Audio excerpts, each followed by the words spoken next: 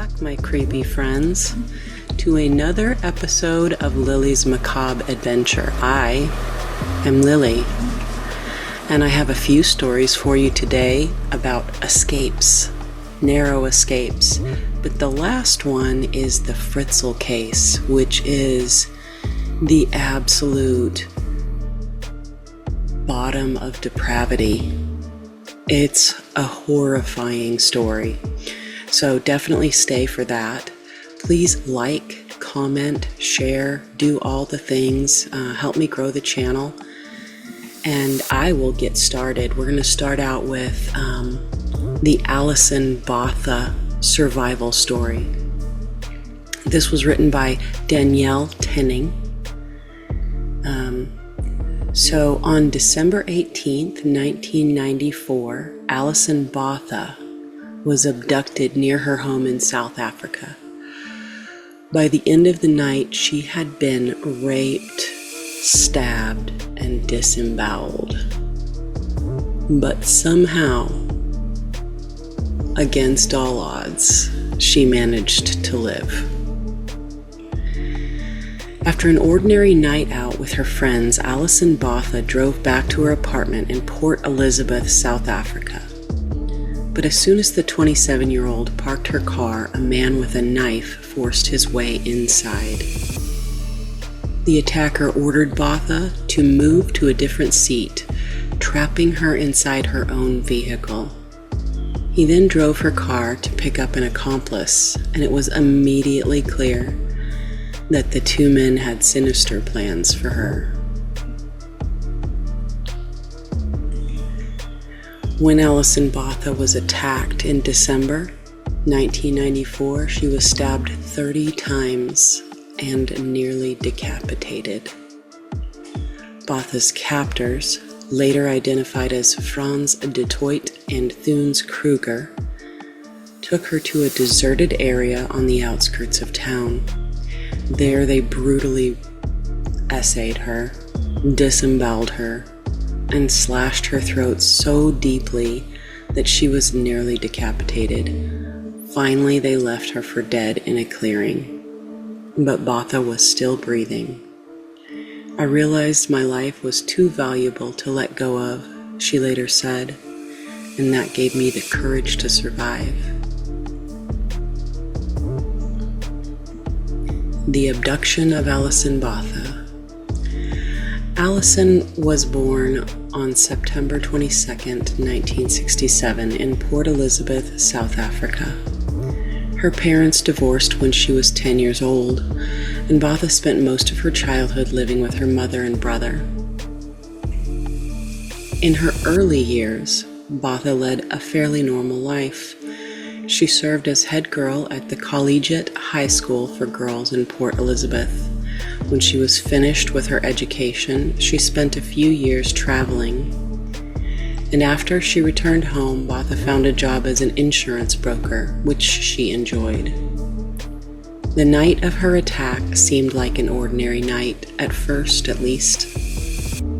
After spending some time at the beach with her friends, Botha brought them back to her apartment for pizza and games. When most of the group left, Botha drove her last friend home. Then Botha headed back to her apartment.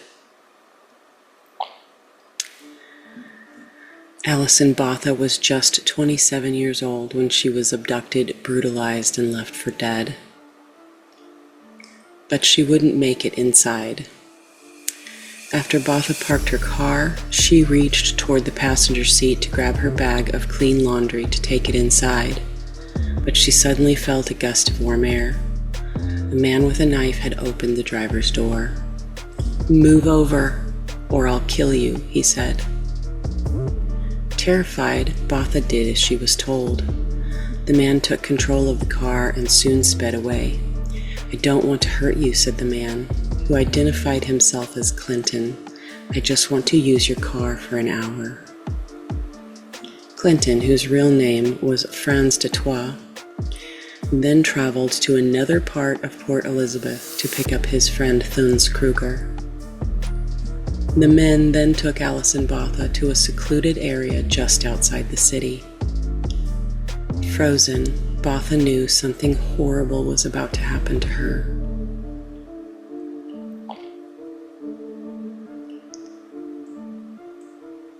Frans de Troyes and Theuns Kruger told Alison Botha they were going to have sex with her.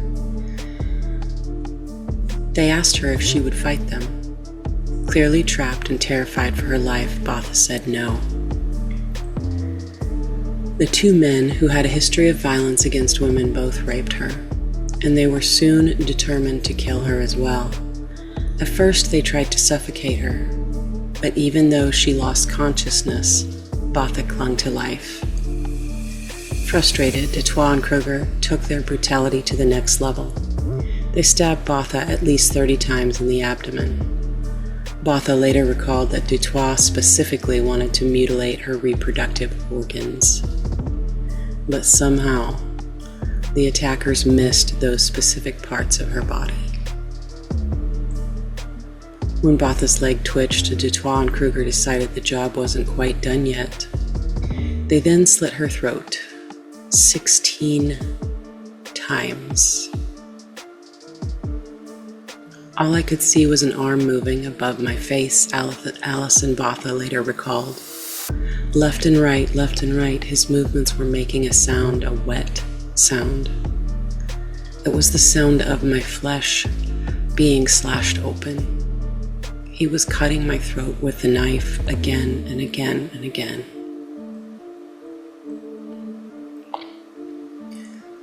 Botha's mind struggled to make sense of what was happening to her. It felt unreal, but it wasn't, she said. I felt no pain, but it was not a dream. This was happening. The man was slashing my throat. As the men finally stepped back, Botha heard them admiring their work and speaking in Afrikaans. "Do you think she's dead?" one of the attackers asked. "No one can survive that," the other replied. Apparently satisfied that they had killed her, de Troyes and Kruger drove away, but little did they know that Botha was still breathing. Lying alone atop sand and broken glass, Botha knew I had to at least leave a clue about who did this to me. She decided to write the names of her attackers in the dirt, and then beneath that she wrote, "I love Mom." But soon Botha realized she might have a chance to survive. In the distance, she could see headlights streaking through the bushes. If she could just manage to get to the road, someone might be able to help her. What a struggle.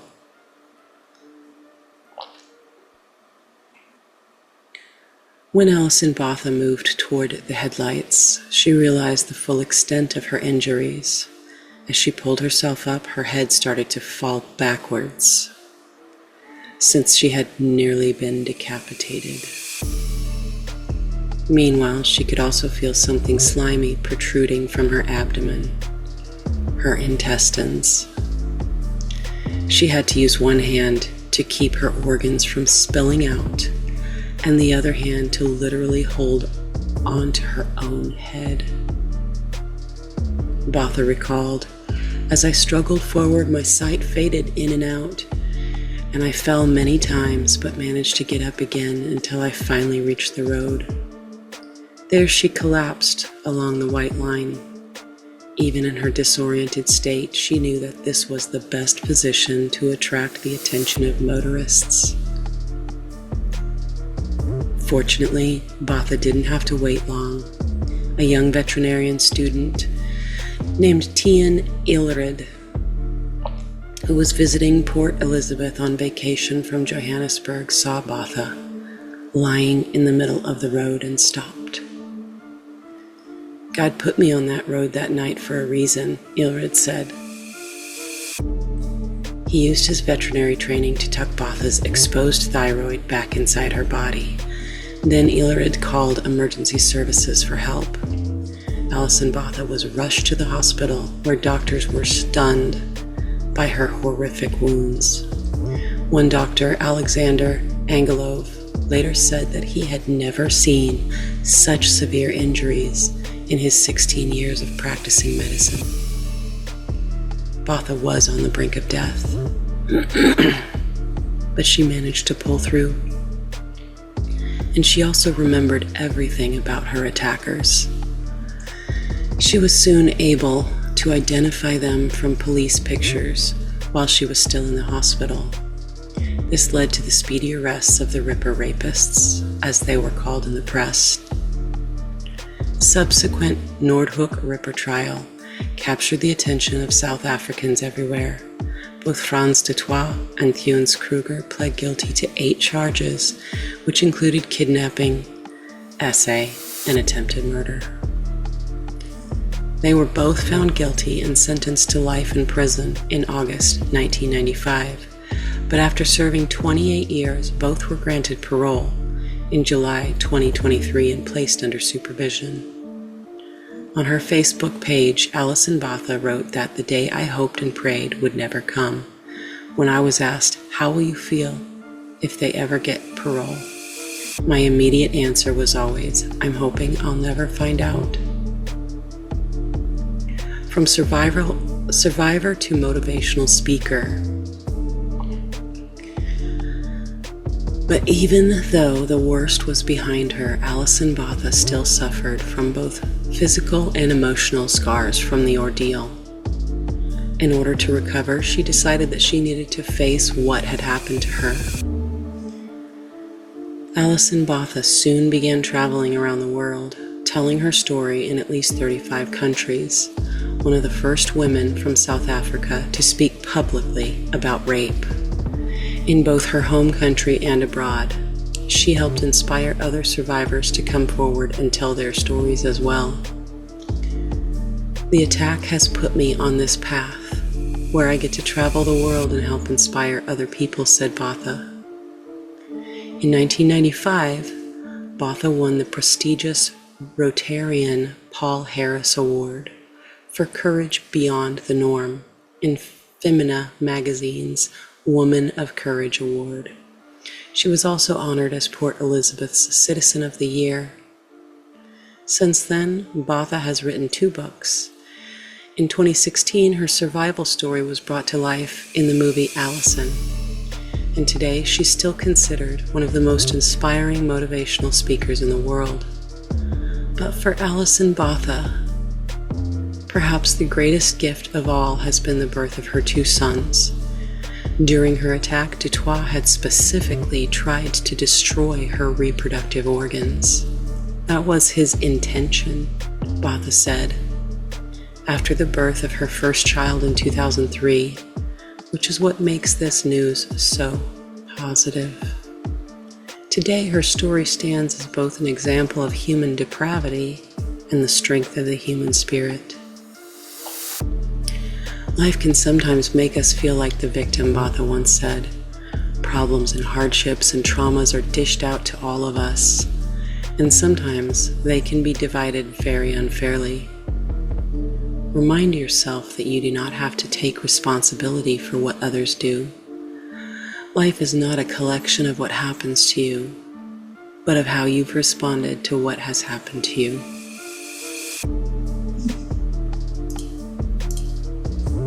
Next story. On September 27th, 1992, a 19-year-old Palm Springs, California nursing assistant named Jennifer Abinson had missed the bus and was running late for work. When a man offered her a ride, she accepted the invitation but gave him a fake phone number when he asked for hers. In response, he waited until Jennifer got off work early in the morning and offered her another ride. But while driving, he grabbed her hair and revealed a gun. He pulled over and tied Jennifer's hands behind her back, while calling her demeaning names and even attempted to make out with her. Then he forced Jennifer to perform orally on him. When he couldn't produce an erection, he choked Jennifer until she turned blue. When his hands got tired, he released Jennifer and forced her into the trunk of his car before driving away. But Jennifer escaped from the moving car. Fearing that there were too many witnesses, the man continued to drive, leaving the girl behind. Upon investigation, Jennifer told authorities that he succeeded in essaying her. Unbeknownst to Jennifer at the time, she was the sole survivor of serial killer Andrew Ardalis, who was later imprisoned due to her testimony. Next story. In 1974, Carol DaRonch was leaving a shopping center when a man approached her claiming to be a police officer. Some of you might already know who this is. He told Carol that someone had broken into her car, and he needed her to identify the suspect at the police station. Carol was doubtful at first because nothing seemed to have been missing from her car, but the man convinced her otherwise. Finding it strange that the man was not wearing a police uniform or driving a police car, Carol asked to see a badge, which he produced. Assuming he was off duty or perhaps undercover, Carol made the tragic mistake of getting into his car. Carol started to panic when she noticed the man was driving the opposite direction of the police station. The man became violent, pulled a gun on her, and attempted to cuff her hands. Not realizing that he had handcuffed the same wrist twice, Carol was able to open the car door and stumble onto the road. The man tried to apprehend her, but she fought back relentlessly. He then attempted to hit her with a crowbar, but she kicked him in the genitals and ran towards another vehicle for help. It was only later that Carol found out that the man who had attempted to kidnap and kill her was none other than infamous serial killer Ted Bundy. That was a close call. So now for our last case. And this was an escape, an eventual escape. This poor girl, I cannot even imagine that this is the Fritzl case. The Fritzl case emerged in 2008 when a woman named Elizabeth Fritzl, born 6 April 1966, informed investigators in the city of Amstetten, Lower Austria, that she had been held captive for 24 years by her father, Josef Fritzl, born 9 April 1935. Fritzl had assaulted, essayed, and other things his daughter countless times during her imprisonment inside a concealed area in the cellar of the family home. The incest resulted in the birth of 7 children. 3 remained in captivity with their mother. 1 died shortly after birth and was cremated by Fritzl, and the other 3 were brought up in the family home upstairs by Fritzl and his wife, Rose Marie. After Fritzl convinced her and the authorities that they were foundlings, Fritzl was arrested on suspicion of essay, false imprisonment, manslaughter by negligence, and incest by Austrian police 1 week after Elizabeth's eldest daughter, Kirsten, fell ill in the cellar and was taken to the hospital by Fritzl himself. In March 2009, Fritzl pleaded guilty to all counts and was sentenced to life imprisonment. Good. Freaking psychopath. Seriously, what the fuck are you doing? So, a little bit of background. Josef Fritzl, now known as Meyerhoff, was born on 9 April 1935 in Amstetten, Lower Austria, to Josef Sr. and Maria Nenning Fritzl. He grew up as an only child, raised solely by his working mother. His father, a severe alcoholic, deserted the family when Fritzl was 4 years old and never came again into contact with him. The elder Fritzl later fought as a soldier in Wehrmacht during World War II and was killed in action in 1944. His name appears on a memorial plaque in Amstetten. In 1956, age 21, the younger Fritzl married 17-year-old Rosemarie, born 23 September 1939, with whom he had 3 sons and 4 daughters, including Elizabeth, who was born on 6 April 1966. Fritzl reportedly began essaying Elizabeth in 1977, when she was aged 11. After completing his education at an HTL technical college with the qualification in electrical engineering, Fritzl obtained a job at Vollstepine in Linz.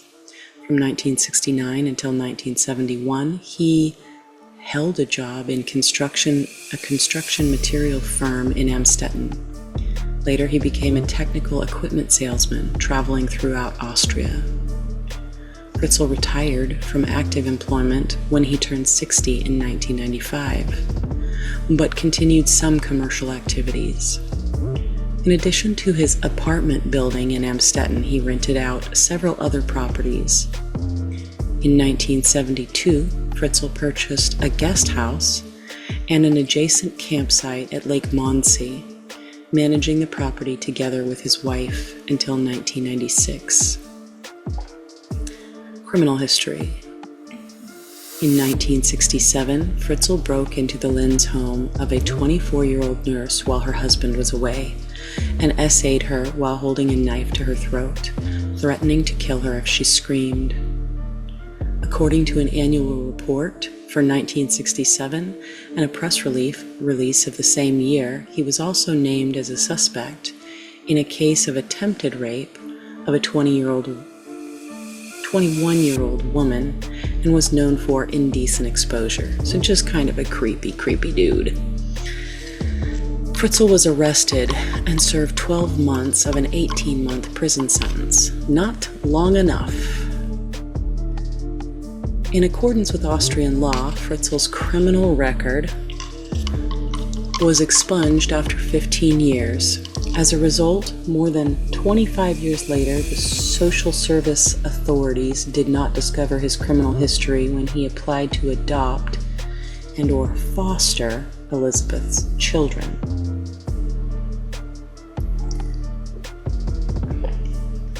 Suspected murders. On 12 November 1986 at 6:40 a.m., 17-year-old Martina Claudia Posch left her home in Vöcklabruck, Upper Austria, to reach a nearby bus stop. When she did not show up for an agreed meeting with her boyfriend at around 5 p.m., he called Posch's mother, who had assumed her daughter was already with the boyfriend. She later learned that Posch had not shown up for work that day. Authorities soon determined through witness statements that she had not been on the bus that morning either. On 22 November 1986, 2 scuba divers found Posch's body wrapped in 2 olive green tarpaulins on the southern shore of Lake Mondsee. The forensic examination revealed that Posch had been killed by strangulation 2 hours after leaving her parents' home. After his arrest, Fritzl was investigated for possible involvement, since at the time of the murder, he and his wife ran a campground which was located opposite where Posch was found. Posch was also very physically similar to his daughter Elizabeth. In addition to Posch's murder, Fritzl was looked into as a suspect in the death of Anna Neumayer, age 17, who was killed with a captive bolt pistol in a field in Linz on 17 August 1966. She had disappeared on her way to Wells, 35 kilometers from where Fritzl worked at the time. Another potential victim was Gabriela Supakova, aged 42, a prostitute who was murdered in August 2007. Her body was found at the Lipno Reservoir near the Austrian-Czech border, at a time when Fritzl was on holiday there. Fritzl was not charged with any murders due to a lack of evidence. Self-portrayal and psychiatric assessment. This ought to be good. Following his arrest, Fritzl claimed that his behavior toward his daughter did not constitute SA, but was consensual. It extracts from his talks with his lawyers. Fritzl said that he always knew during the whole 24 years that what I was doing was not right, that I must have been crazy to do such a thing, yet it became a normal occurrence, to lead a second life in the basement of my house. Regarding his treatment of the family he had with his wife, Fritzl stated, "I am not the beast the media make me to be." Yes, you are. Yes, you are. Regarding his treatment of Elizabeth and her children in the cellar, he explained that he brought flowers for Elizabeth and books and toys for the children into the bunker, as he called it. Sick fuck. And often watched videos with the children and ate meals with them and Elizabeth. Oh, how quaint. Quaint. Fritzl stated that his decision to imprison Elizabeth came about after she did not adhere to any rules anymore, when she became a teenager. That is why I had to do something. I had to create a place where I could keep Elizabeth, by force if necessary, away from the outside world. He suggested that the emphasis on discipline during the Nazi annexation of Austria, which ended when he was 10 years old, might have influenced his views about decency and good behavior. The chief editors of News magazine noted in an editorial that they had expected Fritzl's statement to form the basis of his lawyer's defense strategy. Critics said his statement may have been a ploy to prepare an insanity defense. Reflecting on his childhood, Fritzl initially described his mother as the best woman in the world and as strict as was necessary. Later, he expressed a negative opinion of his mother and claimed that she used to beat me, hit me until I was lying in a pool of blood on the floor. It left me feeling totally humiliated and weak. Now I believe that because most of these people like this have had some kind of traumatic parental injury to them. That's very common. My mother was a servant, and she used to work hard all her life. I never had a kiss from her. I was never cuddled, although I wanted it. I wanted her to be good to me. Yeah, always the mother trauma for these creepy serial killers and SAers, and yeah, it's always some kind of weird mother shit going on. He claimed that she called him a Satan, a criminal, a no-good, and that he had a horrible fear of her. In 1959, after Fritzl had married and bought his house, his mother moved in with them. Over time, their roles reversed, and his mother came to fear him. Eventually, he also admitted he had later locked his mother in the attic and bricked up her window after telling neighbors that she had died, keeping her locked away until her death in 1980. It is unknown how long Fritzl held his mother captive. Now, what was his wife doing? Because really, I don't understand how this happens. I mean, you gotta have somebody on lockdown. Like for me, if I have a basement, I'm going in there. Like there's not any area of my house that I'm not gonna go into occasionally. So how, and his wife must have been really, really kowtowed. It is unknown how long Fritzl held his mother captive, but newspapers have speculated it may have been up to 20 years. In a report by forensic psychiatrist Adelheid Kastner, Fritzl's mother is described as an unpredictable and abusive. Fritzl referred to himself as an alibi child, meaning that his mother only gave birth to him to prove that she was not barren and could produce children. Yeah. Fritzl claims that his pathological behavior is innate. During his prison sentence for the earlier SA conviction, He admitted that he planned to lock his daughter up so that he could contain and express his evil side. He said, "I was born to SA, and I held myself back for a relatively long time. I could have behaved a lot worse than locking up my daughter." Kastner diagnosed Fritzl as having a severe combined personality disorder, which included borderline, schizotypal, and schizoid types, and a SA disorder, recommending that Fritzl receive psychiatric care for the rest of his life. Later reports have revealed Fritzl's premeditated plan to lock his daughter up was not for discipline, but for his own gratification. Yeah, that's assured. Prosecutor's investigation. Pursuant to the agreement that she would never have to see her father again, Elizabeth gave videotaped testimony before Austrian prosecutors and investigators on 11 July 2008. On 2013 November, authorities released an indictment against Fritzl. He stood trial for the murder of the infant Michael, who died shortly after birth, and faced between 10 years and life imprisonment. Fritzl was also charged with SA, incest, kidnapping, false imprisonment, and slavery, which carry a maximum 20-year term. Captivity.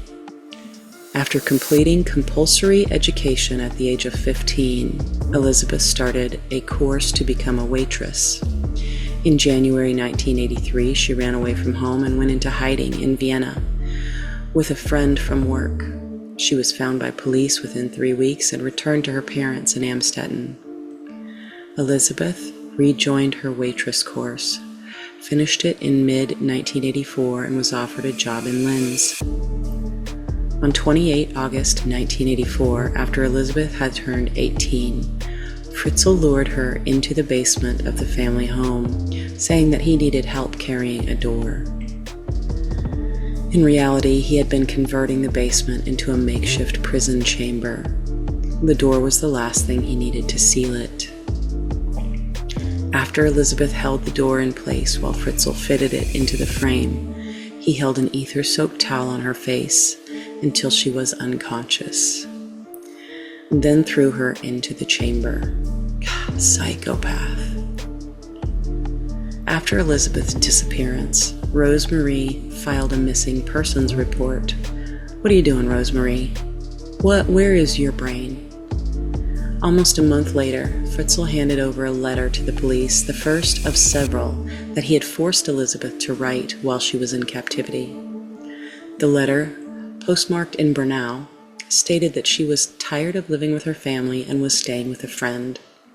She warned her parents not to look for her, or she would leave the country.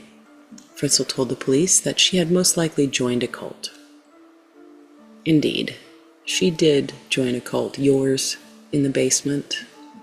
Over the next 24 years, Fritzl entered the hidden chamber almost every day, or a minimum of 3 times a week, bringing food and other supplies, and repeatedly raping Elizabeth. She gave birth to 7 children during her captivity. 1 child died shortly after birth. 3, Lisa, Monica, and Alexander, were removed from the chamber as infants to live with Fritzl and his wife, who were approved by local social services authorities as their foster parents. Officials said that Fritzl very plausibly explained how 3 of his infant grandchildren had appeared on his doorstep. The family received regular visits from social workers who saw and heard nothing to arouse their suspicions. Following the 4th child's birth in 1994, Fritzl allowed the enlargement of the chamber from 35 to 55 meters squared, putting Elizabeth and her children to work digging out soil with their bare hands for years. What the fuck? The captives had a television, a radio, a video cassette player. Food would be stored in a refrigerator and cooked or heated on hot plates. Elizabeth taught the children to read and write. At times, Fritzl would punish the family by shutting off their lights or refusing to deliver food for days at a time.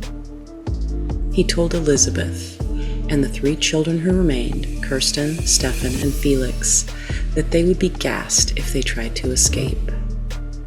Investigators concluded that this was an empty threat to frighten the victims. There was no gas supply to the basement. Fritzl also told them that they would be electrocuted if they tried to meddle with the cellar door. According to his sister-in-law, Christine, Fritzl entered the basement every morning at 9, ostensibly to draw plans for machines which he sold to manufacturing firms. He often stayed there for the night and did not allow his wife to bring him coffee. A tenant who rented a ground floor room in the house for 12 years claimed to hear noises from the basement, which Fritzl said were caused by the faulty pipes or the gas heating system. Discovery. On 19 April 2008, Fritzl agreed to seek medical attention after Kirsten, Elizabeth's eldest daughter, fell unconscious. Elizabeth helped him carry Kirsten out of the chamber and saw the outside world for the first time in 24 years. He forced Elizabeth to return to the chamber, where she remained for a final week. Kirsten was taken by ambulance to a local hospital, the Landslinkum Amstetten, and was admitted in serious condition with life-threatening kidney failure. Fritzl later arrived at the hospital claiming to have found a note written by Kirsten's mother. He discussed Kirsten's condition and the note with a doctor, Albert Reiter. Medical staff found aspects of Fritzl's story puzzling and alerted police on 21st of April. The police broadcast an appeal on public media for the missing mother to come forward and provide information about Kirsten's medical history. The investigation into Elizabeth's disappearance was also reopened. Fritzl repeated his story about Elizabeth being in a cult and presented what he claimed was the most recent letter from her. Dated January 2008, posted from the town of Kematen. The police contacted Manfred Wolfhart, a church officer and expert on cults, who raised doubts about the existence of the group Fritzl described. He noted that Elizabeth's letter seemed dictated and oddly written. Elizabeth pleaded with Fritzl to be taken to the hospital where Kirsten was being treated. On 26 April, he released her from the cellar along with her sons Stefan and Felix, bringing them upstairs, at which time he and Elizabeth went to the hospital. Following a tip-off from Dr. Reitner that the Fritzls were at the hospital, the police detained them on the hospital grounds and took them to a police station for questioning.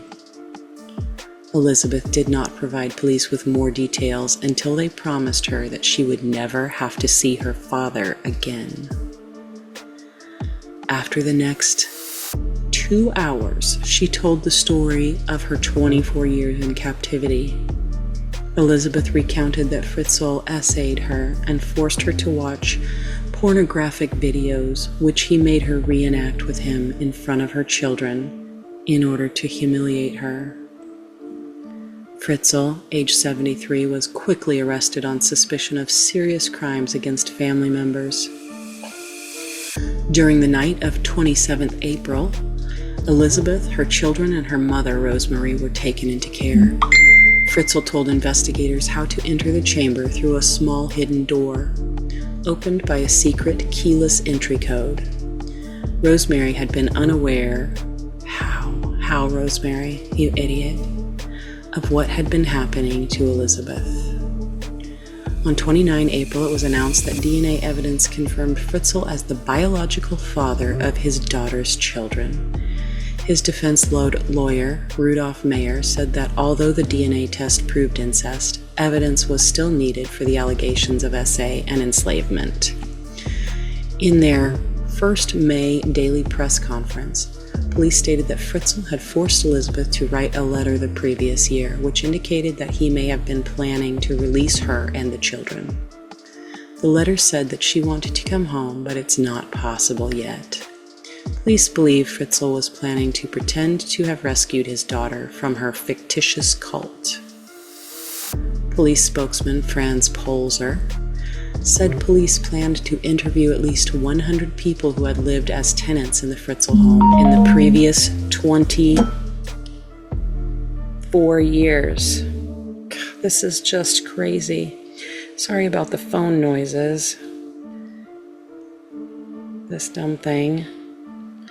Fixing it right now. Should have fixed it to begin with, but oh well. Thank you for bearing with me. Police spokesman Franz Polzer said the police planned to interview at least 100 people who had lived as tenants in the Fritzl home in the previous 24 years. The Chamber. The Fritzl property in Amstetten is a building dating from around 1890. A newer building was added after 1978, when Fritzl applied for a building permit for an extension with basement. In 1983, building inspectors visited the site and verified that the new extension had been built according to the dimensions specified on the permit. Fritzl had illegally enlarged the room by excavating space for a much larger basement, concealed by walls. Around 1981 or 1982, according to his statement, Fritzl started to turn his hidden cellar into a prison chamber and installed a wash basin, toilet, bed, hot plate, and refrigerator. In 1983, he added more space by creating a passageway to a pre-existing basement area under the old part of the property, of which only he knew. The concealed cellar had a 5-meter-long, 16-foot corridor, a storage area, and 3 small open cells connected by narrow passageways, and a basic cooking area and bathroom facilities, followed by 2 sleeping areas, which were equipped with 2 beds each. It covered an area of approximately 55 meters or 590 square feet. The cell had 2 access points, a hinged door that weighed 500 kilograms, 1,000 pounds, which is thought to have become unusable over the years because of its weight, and a metal door reinforced with concrete and on steel rails that weighed 300 kilograms or 660 pounds. It was located behind a shelf in Fritzl's basement workshop, protected by an electronic code entered using a remote control unit. In order to reach this door, 5 locking basement rooms had to be crossed. To get to the area where Elizabeth and her children were held, 8 doors in total needed to be unlocked, of which 2 doors were additionally secured by electronic locking devices. That's crazy. I'd be like, what the... Even if I was Rosemary and I was trying to get down there, I would be like, what is this? What are all these locking doors for? Open these. Do it now. No. I would not be a good wife to this person. Key events: 1977, Fritzl begins sexually abusing his 11-year-old daughter. 1980, Fritzl's mother Maria dies in captivity in Fritzl's attic. So that was a little practice for him. 1981 to 1982, Fritzl begins to turn the hidden cellar into a prison chamber. So he's already got the idea. August 1984, Fritzl lures 18-year-old Elizabeth into the basement and imprisons her. You're my wife now. My daughter wife. He needs to be in Alabama. November 1986, Elizabeth has a miscarriage in the 10th week of pregnancy. August 1988, Kirsten is born and lives in the cellar until the age of 19. God, how weird to come out of there then and be like, oh, life is not like this all the time. February 1990, Stefan is born. He also stays in the cellar until 2008, age 18. August 1992, Lisa is born.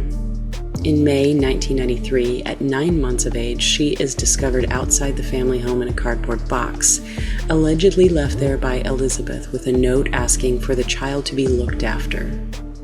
1993, after repeated requests by Elizabeth, Fritzl allows the enlargement of the prison, putting Elizabeth and her children to work for years, digging out soil with their hands. The prison was enlarged from 35 to 55 square meters. February 1994, the fourth child, Monica, is born. December 1994, Monica, at 10 months of age, is found in a pushchair stroller outside the entrance of the house. Shortly afterwards, Fritzl's wife, Rosemarie, receives a phone call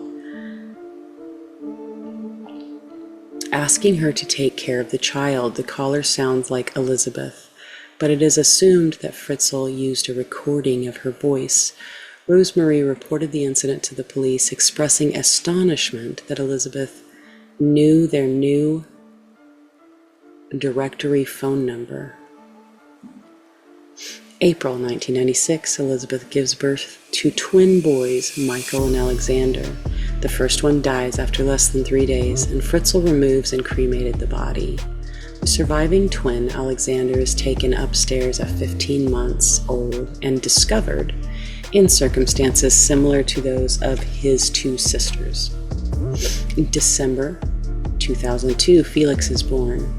According to a statement by Fritzl, he kept Felix in the cellar with Elizabeth and her two eldest children because his wife could not look after another child. April 2008, Fritzl arranges for critically ill 19-year-old Kirsten to be taken to a local hospital. During the evening, Fritzl releases Elizabeth, Stefan, and Felix from the cellar and brings them upstairs, informing his wife that Elizabeth has decided to come home after a 24-year absence. Later that evening, after an anonymous tip-off during a visit to the hospital, Fritzl and Elizabeth are taken into police custody, where she reveals her decades-long imprisonment during questioning. March 2009. After a 4-day trial, Fritzl pleads guilty to the charges of murder by negligence of his infant son and grandson Michael, as well as the decades of enslavement, incest, essay, coercion, and false imprisonment of his daughter Elizabeth, and is sentenced to life imprisonment. Good. Not that he's got that much longer, he's 74 now, but still. The trial of Joseph Fritzl began on 16 March 2009 in the city of Sankt Pölten, presided over by Judge Andrea Humer. On the first day, Fritzl entered the courtroom attempting to hide his face from cameras behind a blue folder, which he was entitled to do under Austrian law. After opening statements, all journalists and spectators were asked to leave the courtroom, whereupon Fritzl lowered his folder. Fritzl pleaded guilty to all charges with the exception of murder and grievous assault by threatening to gas his captives if they disobeyed him.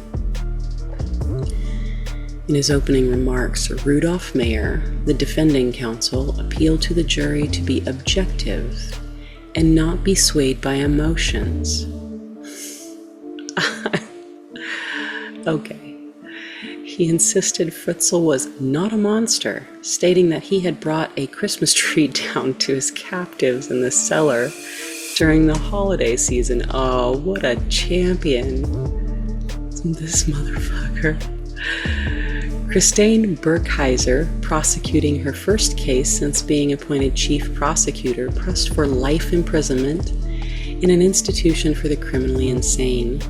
She demonstrated for jurors the low height of the ceiling in the cellar dungeon by making a mark on the door in the courtroom at 5 foot 8.5 inches and described the cellar as damp and moldy, passing around a box of musty objects taken from the cellar, the odor of which made jurors flinch. On the first day of testimony, jurors watched 11 hours of testimony recorded by Elizabeth in sessions with police and psychologists in July of 2008. The tape is said to have been so harrowing that the 8 jurors did not watch more than 2 hours at a time. 4 replacement jurors were on standby to replace any of the regular jurors in case they could not bear to hear any more of the evidence. Besides the video testimony, Elizabeth's older brother Harold testified that he was physically abused by Fritzl as a child. Fritzl's wife, Rosemarie, and Elizabeth's children refused to testify. What, Rosemarie? Well, she's a douchebag too then. On 18th March 2009, Elizabeth attended the second day of the criminal trial against her father in preparation for a book she wrote about her ordeal. She did not plan to see her father again. Fritzl's attorney confirmed that she had been in the visitors' gallery in guise at the time of her video testimony when that was aired. Josef Fritzl recognized that Elizabeth was in court, and from this point on, you could see Josef Fritzl going pale, and he broke down. Good. Mayer said it was a meeting of eyes that changed his mind. The next day, Fritzl began proceedings by approaching the judge and changing his pleas to guilty on all charges. Good. Freaking bastard. On 19th March 2009, Fritzl was sentenced to life imprisonment without the possibility of parole for 15 years. He said that he had accepted the sentence and would not appeal. Fritzl is currently serving out his sentence in Garsten Abbey, a former monastery in Upper Austria converted into a prison.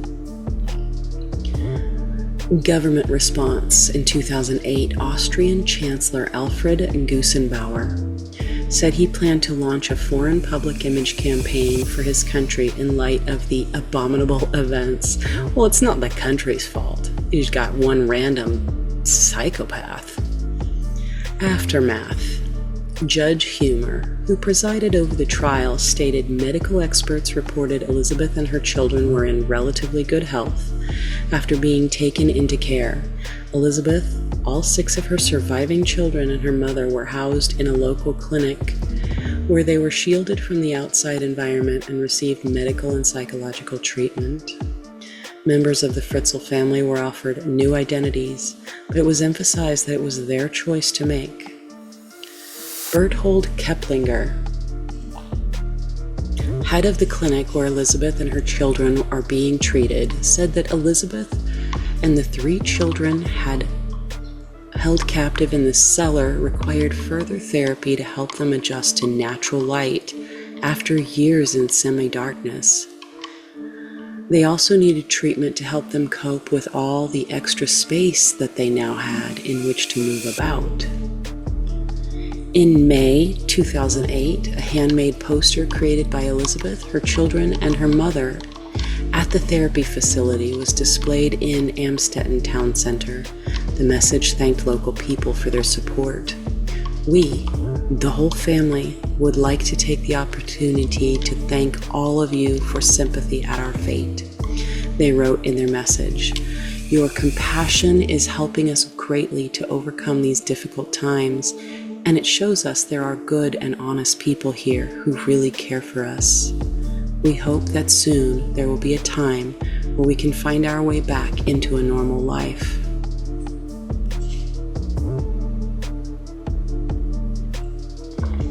Gotta have my kava juice. Make my tongue all numb. Kirsten was reunited with her family on the 8th of June 2008 when she was awakened from her artificially induced coma. Doctors said that she would make a full recovery. It was revealed that Elizabeth and her children had been more traumatized than previously thought. During captivity, Kirsten tore out her hair in clumps and was reported to have shredded her dresses before stuffing them in the toilet. Stefan could not walk properly because of his height, 5'8", which had forced him to stoop in the 5'6" cellar. It has also been revealed that normal, everyday occurrences, such as dimming the lights or closing of doors, plunged Kirsten and Stefan into anxiety and panic attacks. The other 3 of Elizabeth's children, who were raised by their father, were being treated for anger and resentment at the events. In July 2008, it emerged that Elizabeth ordered her mother Rosemary out of the villa they had been sharing in a secret location set up for them by the psychiatric clinic. Elizabeth was upset about Rosemary's passiveness during her upbringing. Yeah, no kidding. Creepy mom. No thank you. I would not want to live with her from the get-go. Lawyer Christoph Herbst, who represents Elizabeth and her family, said, "Fortunately, everything is going very well. They spend their time answering hundreds of letters from all over the world. Felix, Kirsten, and Stefan, brought up underground with their mother, have learned to swim." In August 2008, all of Elizabeth's children attended a 4-day summer camp organized by firefighters with 4,000 other young campers. The children, along with their mother, have made day trips, including swimming outings, where care was taken to keep them out of reach of the paparazzi and to protect their privacy.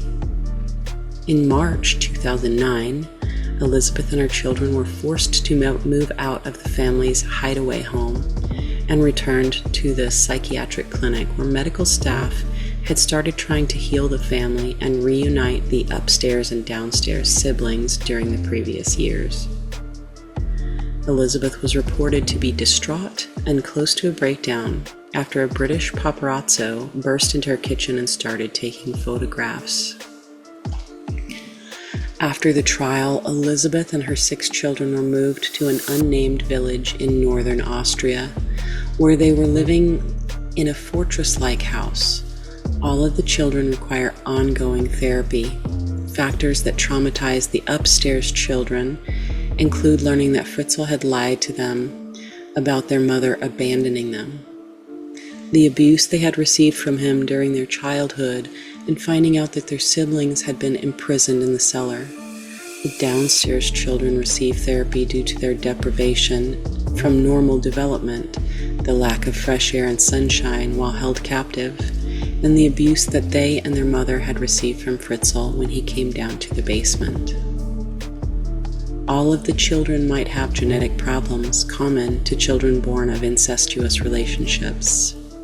In March 2009, Elizabeth was said to be estranged from her mother, Rosemary, who accepted Fritzl's story about Elizabeth joining a cult and did not pursue the matter further. Elizabeth allows her 3 children who grew up in the Fritzl household to visit their grandmother regularly. Rosemary lives alone in a small apartment. In March 2010, in an article, The Independent stated that Elizabeth and her children recovered remarkably well, given the difficult times they endured for so long. According to Fritzl's sister-in-law, Christine, Elizabeth enjoys spending her time shopping, taking frequent showers, and driving. She has passed her driving test without difficulty. Just little things that you maybe don't think about because you have access to them. Can you imagine? Her relationship with Thomas Wagner, one of her bodyguards, who is 23 years younger than Elizabeth, was reported to be ongoing, with him becoming a big brother figure to her children. All of Elizabeth's children have developed normal sibling relationships with each other, and after having trouble dealing with the traumatic events, the 3 upstairs children slowly began recognizing Elizabeth as their mother. The children enjoy being outdoors, playing video games, and spending time with their mother and grandmother. Despite their strained relationship, Elizabeth and her mother started visiting each other more, and Elizabeth had reportedly forgiven her mother for believing her father's story. That's more than I could do. In June 2013, workers began filling the basement of the Fritzl home with concrete. Estate liquidator Walter Asboak stated that the construction would cost $100,000 and would take a week to complete. The house was to be sold on the open market. While most neighbors approved of the proposal, some preferred that the property be demolished due to its sordid history. In 2015, asylum seekers were offered the house to live in. The house was sold for $160,000 in December 2016, with the buyers voicing their intention to convert the building into apartments. In May 2017, Fritzl changed his name to Josef Mehrhoff, probably due to getting into a prison fight where several of his teeth were knocked out, after other inmates set up a fake dating profile with his name and picture. In March 2019, Mark Perry, a British journalist who interviewed Fritzl in his cell, said he showed no remorse for his crimes, recalling that he kept saying, "Just look into the cellars of other people. You might find other families and girls down there." Ugh. In April 2019, it was reported that Fritzl's health was declining and that he did not want to live anymore. Good, because I don't want him to live anymore. In September 2021, a decision was made to release Fritzl from a psychiatric detention facility to a regular prison, where he was to continue to serve his life sentence.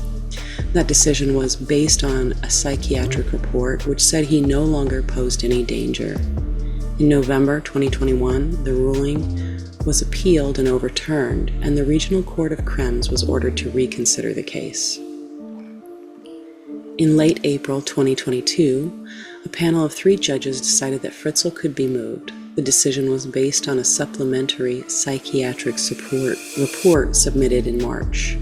The court ruled that he would remain in the psychiatric facility until an appeal to the higher regional court in Vienna was heard.